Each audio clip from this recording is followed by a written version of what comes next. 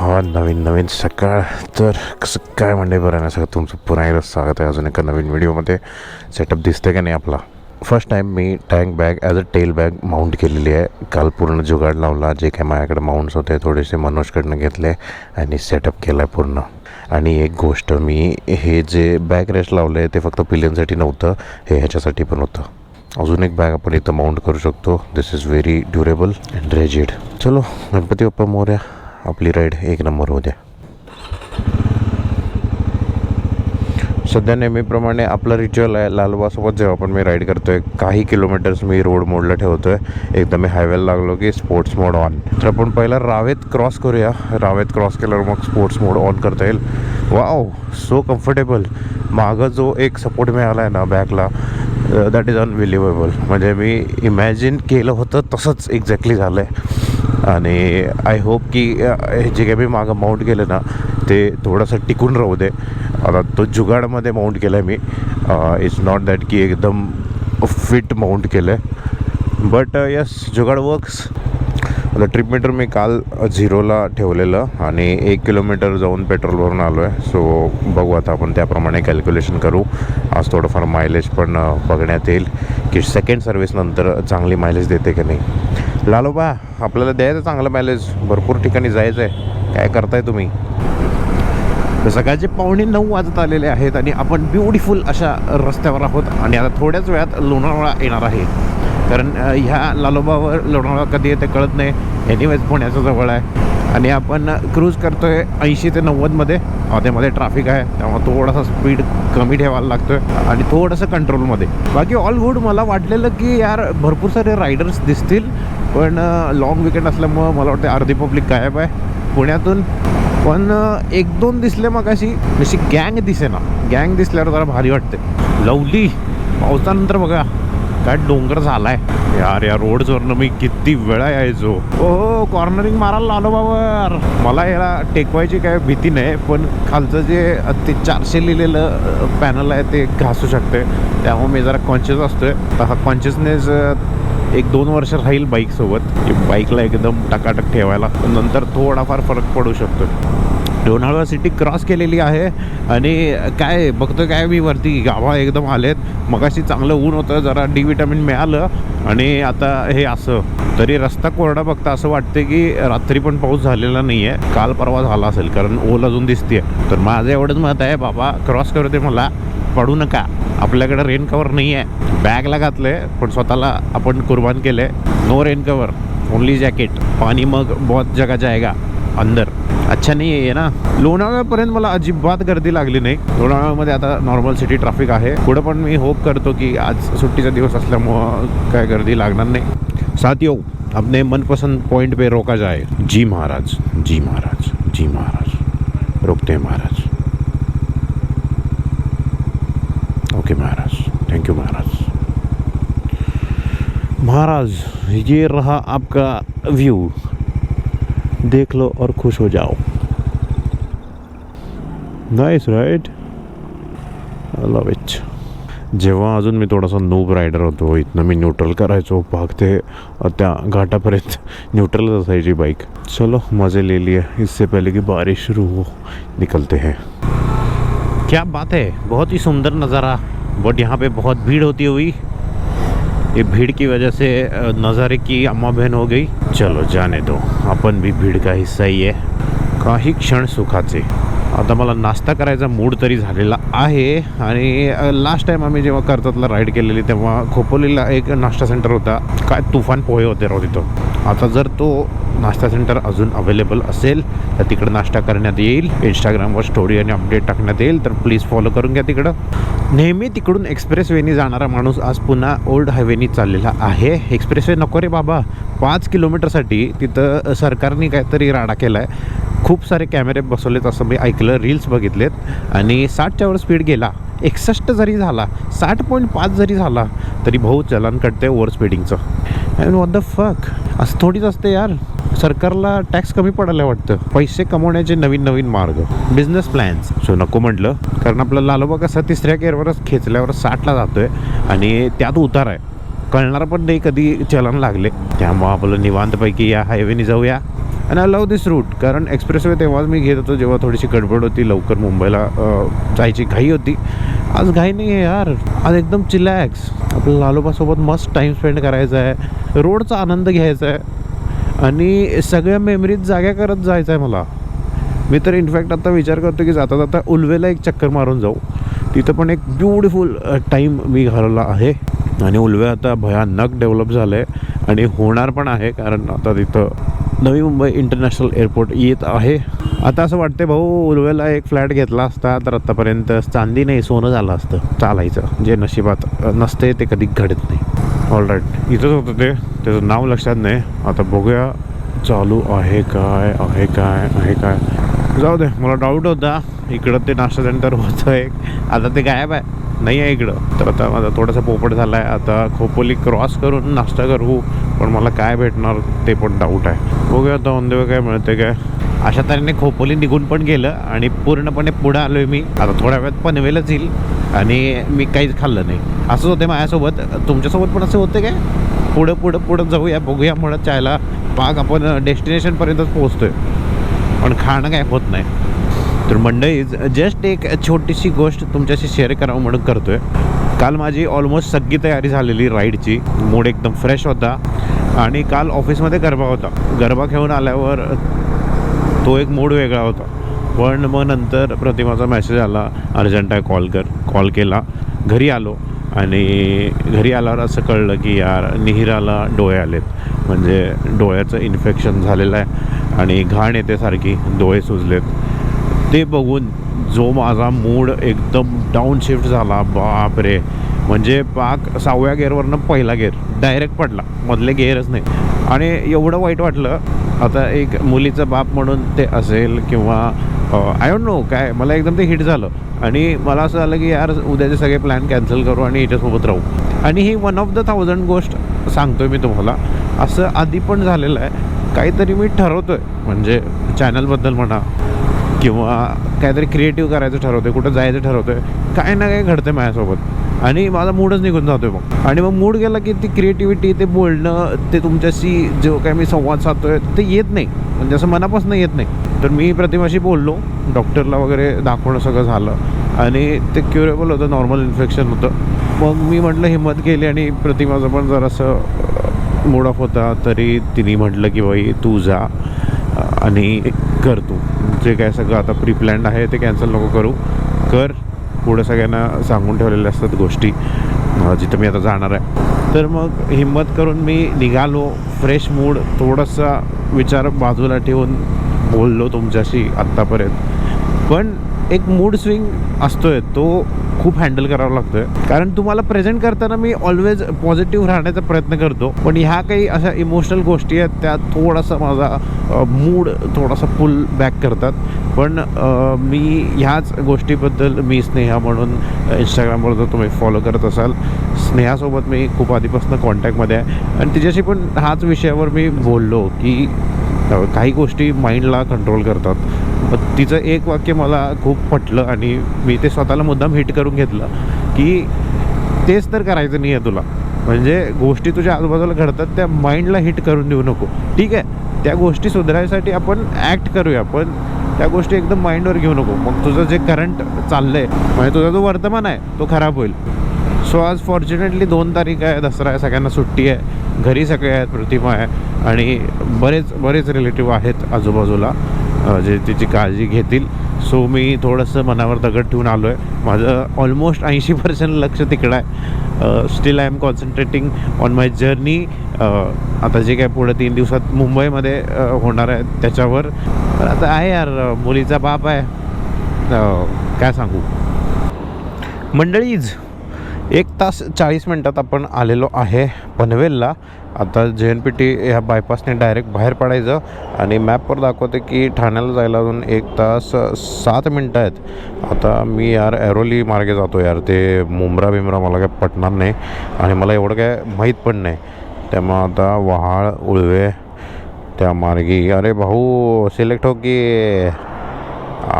1 तास 8 मिनटं दाखवायले. आपण 1.5 तास पकडूया, मध्ये थोडंफार काहीतरी खाऊनच जाईल फिक्समध्ये. हां, असं काही सीन आहे यार. 6.5 लालोबा तुम्ही खूप सेक्साड आहात आणि तुमच्यासोबत एक वेगळीच मजा येत आहे. आता आपली जी डिसेंबरमध्ये राईड होणार आहे ती टँक बॅग पुढे जाणार आहे. काहीतरी जुगाड करू आपण त्याचा पण. आणि इथं मागं टेल बॅग येईल. 2 बॅग तरी लागतील यार, याच्यात सगळं नाही बसणार. चला आता बसायचं म्हणजे तिकडून मला उडी मारायला लागते, इथनं पाय जाणार पण नाही. पूर्णपणे रिकामा असणारा हा एरिया. आता एअरपोर्ट येणार आहे म्हटल्यावर बघा तुम्हाला नुसतं कन्स्ट्रक्शन दिसेल. ओ माय गॉड, हे काय आहे? व्हायरस पसरल्यासारखं कन्स्ट्रक्शन पूर्णपणे पसरलेलं आहे. म्हणजे लिटरली लोक वाट बघत होते. आता बघा याचे रेट्स कसे लावतील, अंधाधुंद एकदम. एअरपोर्ट समोरच आहे ना. हो वॉट ट्रान्झिशन. आता उलवेचं पण 100% असं झालं असणार.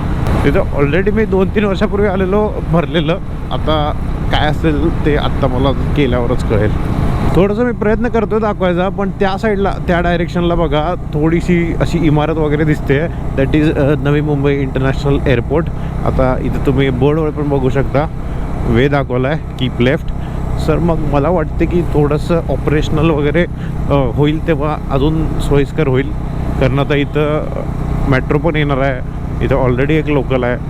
त्यामुळं हा एरिया आता तुफान डेव्हलप होणार आहे. ते बघा केवढा मोठा एरिया आहे. आणि ही प्रोसेस पूर्ण मी खणण्यापासून बघितले. म्हणजे सगळं सपाट होतं. 2018-17ची गोष्ट आहे, तेव्हापासून मी हे बघतोय. आणि आता डेव्हलप झालेलं बघून खूप छान वाटते. सो मग बाय कार पुणेकरांना पण एवढं काय लांब नाही आहे. उलट आत्ता जे मुंबईमध्ये एअरपोर्ट आहे ना ते खूप जास्त लांब आणि हेक्टिक आहे. हे आपल्याला 2 तासामध्ये येऊन जाईल. त्यामुळं पुणेकरांसाठी पण बेस्ट ऑप्शन आहे हा. तेव्हा आता हा अजून एक ग्रँड एंट्रन्स बनतो एअरपोर्टसाठी. Lovely. Is this a metro? मला खूप डाऊट आहे की मेट्रोची लेन आहे, पण I am not sure. Road पण असू शकतो, कारण ते एअरपोर्टला तर फिक्सपैकी कनेक्टिव्हिटी ठेवतील. अंडरग्राऊंड असेल की over the ground, I don't no.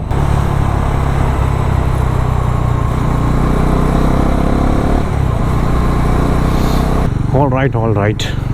आपण आता आलेलं आहे ठाणेमध्ये. आणि ठाण्यामध्ये आले आपण आता योगीकडं. योगेश सोलेची मला पण माहीत नाही त्याचं शोरूम कुठं आहे. आय थिंक इकडं. Yes got it. आज आणि दसऱ्या त्याच्याकडे गर्दी असणार आहे. कसं काय माझा नंबर लागेल काय माहीत नाही. किंवा तो मग मे बी उद्या काम घेईल. नंतर इकडं जायचं आहे, आपण जाऊया.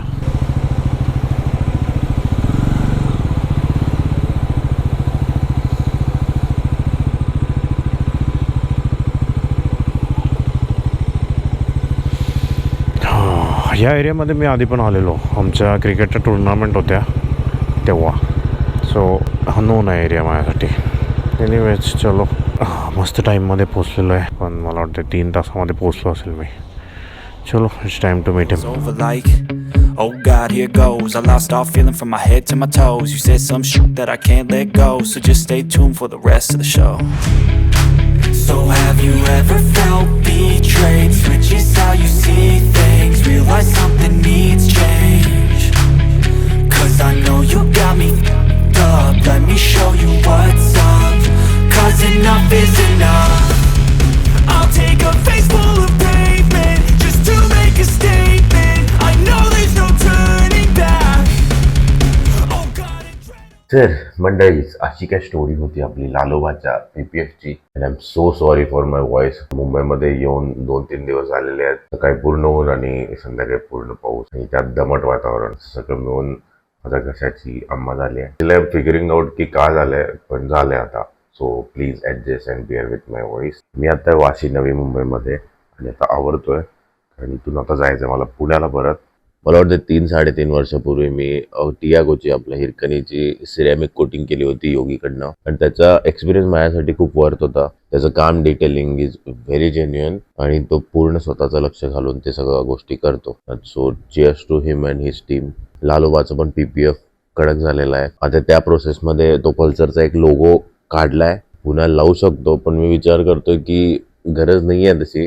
समजा जर फ्युचरमध्ये वाटलं तर मी लावेन. सध्या तरी माझं मूड नाही पूर्ण लावायचा. अशीच बाईक खूप छान दिसते. आता हे थोडं सब्जेक्टिव्ह आहे. तुम्ही म्हणाल की लावून घे, पण लेट्स सी. ते म्हणजे तुम्हाला पण काय PPF वगैरे करायचं असेल, डिटेलिंग करायची असेल किंवा पॉलिश, सिरॅमिक वॉट एव्हर, तर प्लीज कॉन्टॅक्ट टू डिटेलिंग योगी. त्याचे 2 स्टुडिओ आहेत, एक तर जोगेश्वरी आणि एक टिकुजिनीवाडी ठाणे असं काहीतरी ॲड्रेस आहे. तो तुम्ही गुगल मॅपवर बघून घ्या. त्याशी नीट बोला, तुमचं रिक्वायरमेंट सांगा आणि तो तुम्हाला नक्की त्यावर डिस्काउंट देणार. देणार म्हणजे देणार. Anyways I am getting ready. आता हे सगळं मांडलेलं आहे. आता ही आपली रायडिंग पॅन्ट आहे, तिथं रायडिंग जॅकेट आहे. आता तिथे चार्जिंगला थोडंसं लावलंय. आता हे सगळं आवरून खाली जाऊन थोडासा नाश्ता करायचा आहे. नाश्ता चहा वगैरे पिला की जरा बरं वाटेल. मला वाटतं की मी नॉनस्टॉप जायला पाहिजे पुण्याला.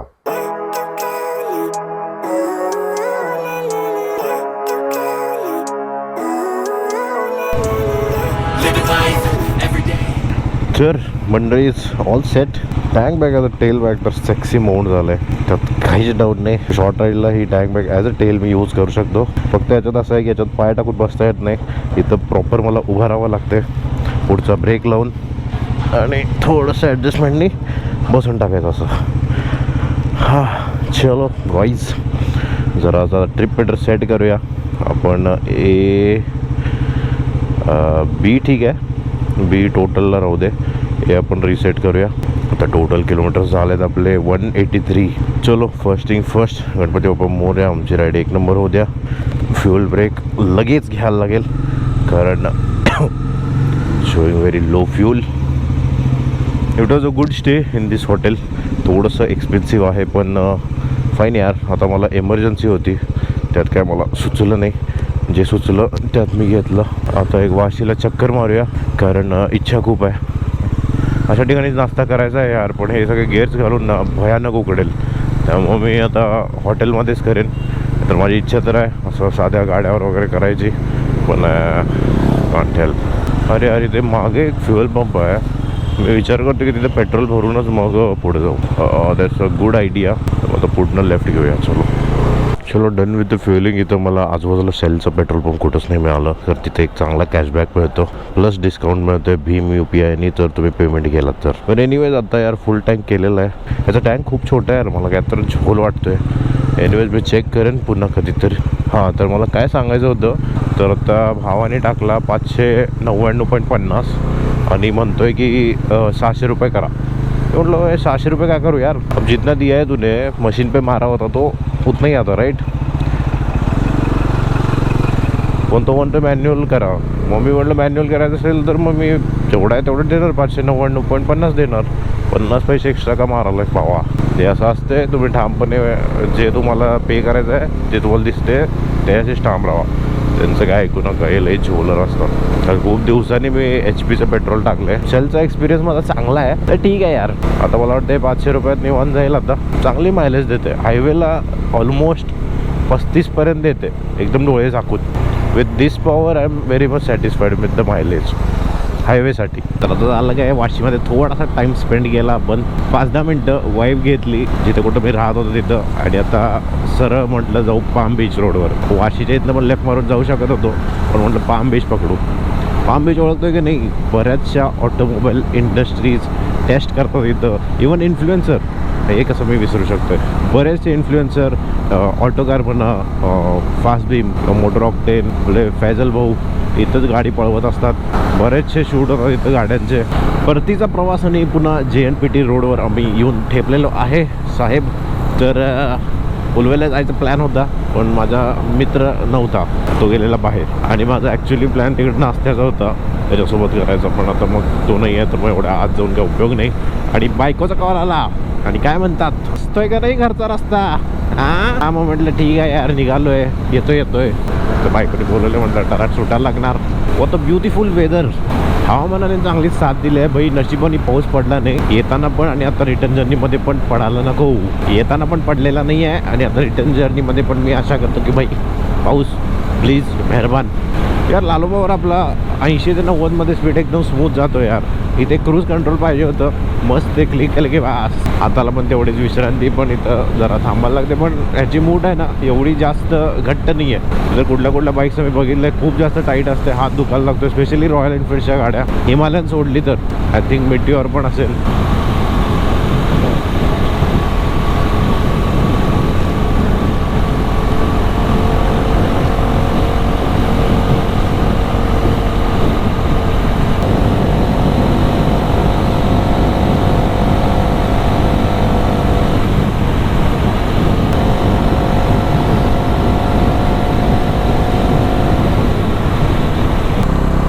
खंडाळा आता आलेलो आहे आपण आणि आपली लिनिंग प्रॅक्टिस चालू आहे. कारण ही बाईक मी एवढी लीन केली नाही कधी घाटात. तो सध्या प्रॅक्टिस करतो आहे. कसं आहे, पाऊस पण नाही आहे, रस्ता एकदम निवांत आहे आणि आपण सोलो आहे. मग अशी एक मस्त GT वाला पार्टनर होता, GT 650 होती त्याच्याकडं. व त्याने एक्झॉस्ट बॅरल दुसरे बसवलेले, त्यामुळे आवाज एकदम धुरळा होता. ते असं अननोईंगली आपण सोबत असतो ना, म्हणजे कळतं की पुढचा रायडर पण त्याच पेसने चालला आहे, मागचा पण तसंच आहे. आणि मग तो पण मध्ये थांबत होता, मी पण मध्ये थांबत होतो. अनप्लॅन्ड ग्रुप राईड असं टाईप होते फॉर अ सम डिस्टन्स. नंतर मग बाई ती GT आहे, शेवटी GT गेली पुढं. GTला तेवढा तर रिस्पेक्ट दिलाच पाहिजे. मला तो पुढं गेलाय टराट. हा गोप्रो हँग झालेला, त्यामुळं लोणावळ्याचं फुटेज घेता आलं नाही. लोणावळ्यामध्ये बरेच ट्रॅफिक होतं ड्यू टू सम ॲक्सिडेंट जुन्या हायवेवर. तर मग येणाऱ्यांचे लागलेले, आपण पुण्याच्या मार्गाला काही आपलं ट्रॅफिक नव्हतं. मग विचार केला की पुढे जाऊन जरा असं थांबू.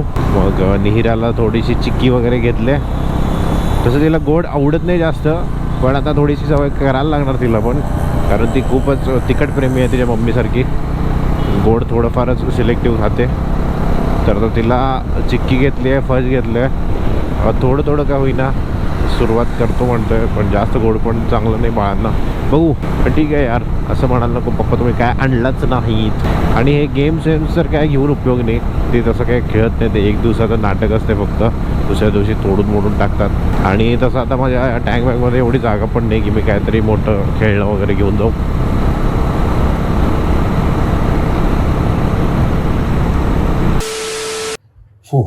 तर अशी काय होती आपली PPFची स्टोरी, लालोबाची. All done all set. जर मुंबईमध्ये असाल, पुण्याच्या आजूबाजूला असाल आणि तुम्हाला PPF करायचं असेल तर योगेश भाऊचा एक चांगला ऑप्शन आहे. पण PPF करून घ्या, गरजेचं असते. तुमची बाईक 2 ते 3 वर्ष बेस्ट राहील, म्हणजे तुमच्या बाईकचं पेंट. That's it. झालंय आजच्या व्हिडिओचा पूर्ण किस्सा समाप्त. आता आतुरता आहे पुढच्या राईडची, कळेल तुम्हाला. नेहमीप्रमाणे हसत राहा, मजेत राहा, प्रवास करत राहा आणि स्वतःची काळजी घ्या. आणि हां, सबस्क्राईब करा जर केलं नसेल. Go, go, go, go, go, go, go, go, go, go, go, go, go, yeah, go, go, go. Hustle hard, hustle every single day.